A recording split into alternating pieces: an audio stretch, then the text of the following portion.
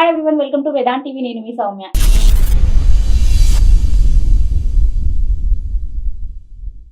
ఈ రోజు మన ముందు కృష్ణకుమారి మేడం ఉన్నారు, సోషల్ యాక్టివిస్ట్. సో ప్రస్తుతం యూట్యూబ్ లో ఒక ట్రెండింగ్ టాపిక్ ఏంటి అంటే డ్రగ్స్ కేసులో హేమని అరెస్ట్ చేశారని, అసలు ఒక పార్టీ గురించి బెంగళూరులో జరిగిన ఒక ఈవెంట్ గురించి చాలా హల్చల్ చేస్తున్నారు. అసలు దాని గురించి ఏంటి, ఈ రేవ్ పార్టీ అంటే ఏంటి, అసలు అది ఎందుకు సెలబ్రేట్ చేసుకుంటారు? నమస్తే మేడం. నమస్తే. ఎలా ఉన్నారు? బాగున్నాను. సో ప్రస్తుతం యూట్యూబ్లో మనం ఒక టాపిక్ చూస్తున్నాం, చాలా హల్చల్ అవుతుంది రేవ్ పార్టీ అని.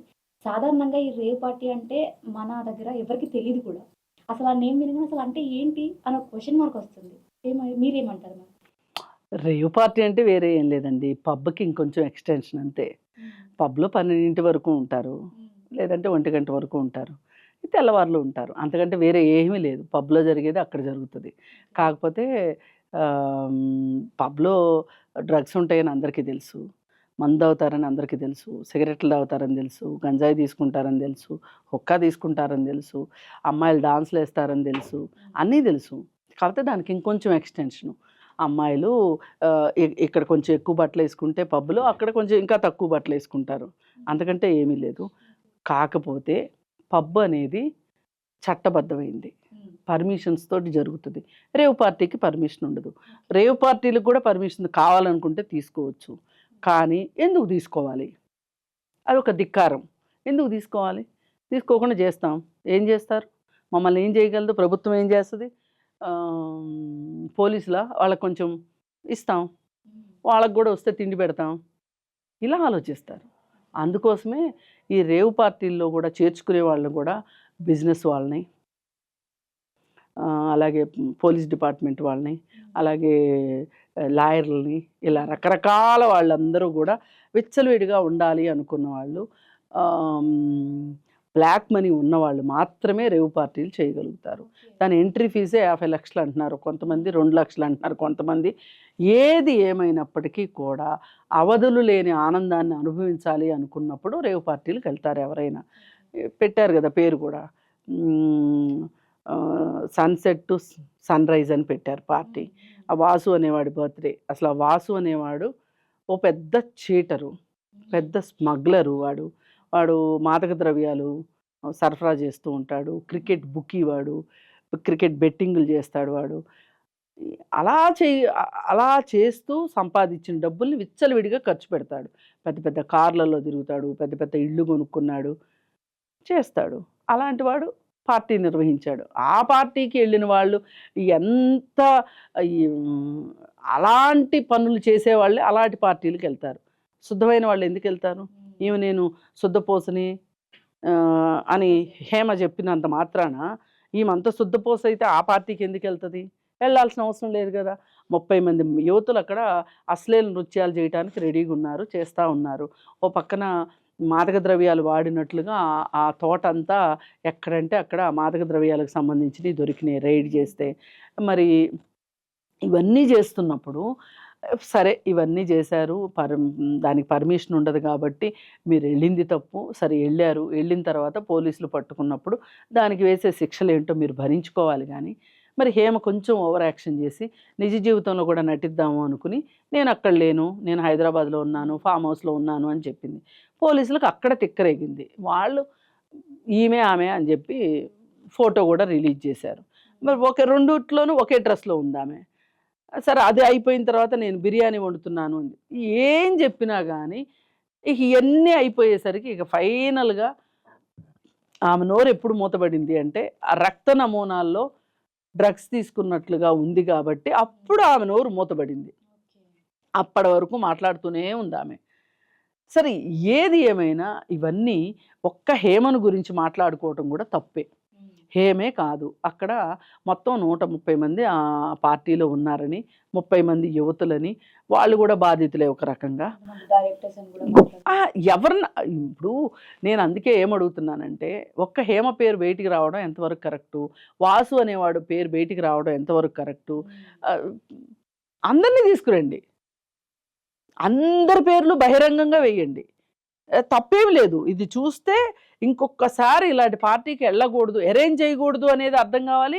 ఎవడన్నా అరేంజ్ చేసినా వెళ్ళకూడదు అనేది అర్థం కావాలి. అంతేగాని మీకు డబ్బులున్నాయి కాబట్టి మీరు పార్టీకెళ్తాము, మళ్ళీ కామ్‌గా గప్‌చుప్‌గా ఇంటికొచ్చేసేస్తామంటే కాదు గదా! హేమ ఒక్కటే ఎందుకు బలి కావాలా? వాసు ఒక్కడే ఎందుకు బలి కావాలి? అందరి ఫోటోలు పెట్టండి బయట. అలా గుట్టు రట్టవుతది అంటేనే వెళ్ళకుండా ఉంటారు ఎవరైనా సరే. ఇప్పుడు హైదరాబాద్‌లో గూడా మనం చూస్తూ ఉంటాం. రేవ్ పార్టీలు ఎస్ఓటీ పోలీసులు భగ్నం చేశారు అని జెప్తారు. అంటే ఒక 50, 60 రేవ్ పార్టీలు జరిగితే రెండో, మూడో భగ్నం అవుతాయి. అవి పేపర్‌లో పెద్ద గొప్పగా యేసుకుంటారు. జరుగుతున్న ప్రతి పార్టీని, రేవ్ పార్టీని పోలీసులు ఆపట్లేదు. అలా రేవ్ పార్టీలు జరగకుండా ఉండట్లేదు. ఇది ఏంటి అంటే ఇలా ఒళ్ళు బలిసి మోసాలు జేసి సంపాదించిన వాళ్ళు మాత్రమే ఎళ్ళగలుగుతారు. అంతే. ఇంతకంటే దీని గురించి గొప్పగా చెప్పటానికి లేదు. కాకపోతే బాధేంటి అంటే, ఈ మాదక ద్రవ్యాలు అమ్మేవాళ్ళు, క్రికెట్ బెట్టింగులు చేసి డబ్బులు సంపాదించేవాళ్ళు, వీళ్ళ వల్ల ఇట్లాంటి వాళ్ళు చేసే వ్యాపారాల వల్ల సామాన్య ప్రజానీకం నష్టపోతున్నారు. వీళ్ళు డైరెక్ట్‌గా రేవు పార్టీకెళ్ళక్కర్లా. ఆ మాదక ద్రవ్యాలు తీసుకోవడము, లేకపోతే గంజాయి తీసుకోవడము, ఈ క్రికెట్ బెట్టింగుల్లో చేయడము, క్రికెట్ బెట్టింగుల కోసం అని చెప్పి అప్పులు చేయడము, ఇదంతా ప్రజల మీద పడుతున్న భారమే కదా! ప్రజలే కదా అన్యాయం అవుతున్నారు. ఇలా ప్రజలను మోసం చేసి ప్రజల దగ్గర నుంచి డబ్బులు గుంజుకున్న డబ్బులతోనే ఇంత పార్టీలు చేసుకోగలుగుతారు. మామూలుగా ఒక వ్యక్తి ఒక చిన్నపాటి బిజినెస్ చేసేవాడో, లేకపోతే ఒక పెద్దపాటి బిజినెస్ చేసేవాడో, ఒక ఉద్యోగం చేసేవాడో, వ్యాపారం చేసేవాడో, వాడు నికార్స్‌గా చేస్తే ఇలాంటి వాటికి ఖర్చు పెట్టగలుగుతాడా? ఇప్పుడు ఎక్కడో దాకెందుకు, ఇప్పుడు తిరుపతి హుండీ ఉంది.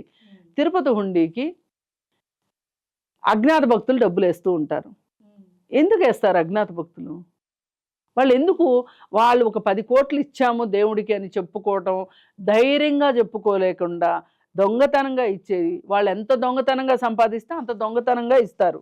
అంటే పాపాన్ని కొంచెం కడుక్కుందాం అనుకుంటారు. మరి అలాంటివే ఇవి కూడా. సంపాదించాము. మన ఎలక్షన్స్ జరిగినియి. ఎలక్షన్స్‌లో చాలా చాలా కష్టపడిపోయాము. మనం రిలాక్స్ అయిపోవాలి. అందులో వైసీపీ పార్టీ వాడు కూడా ఒకడున్నాడంట. అరుణ్ కుమార్ అని. వాడు ఏ2. ఇంకా చాలామంది ఉంటారు. నేను అదే అంటున్నా. ఏ1, ఏ2 ఇద్దరే కాదు.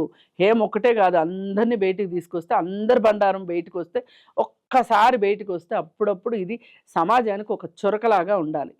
ఇది ఒక గుణపాఠంలాగా ఉండాలి. ఒక హెచ్చరికలాగా ఉండాలి. ఇలా చేస్తే, మాదక ద్రవ్యాల వ్యాపారం చేస్తే డబ్బులొస్తాయి గానీ, మనం సమాజానికి ఎంత నష్టం చేస్తున్నామనే ఆలోచన వాళ్ళకుండదు. అసలు ఇలా దొరికిన వాళ్ళని బహిరంగంగా చెప్తూ వాళ్ళని వాళ్ళని ఇళ్ళకి పంపించకూడదు.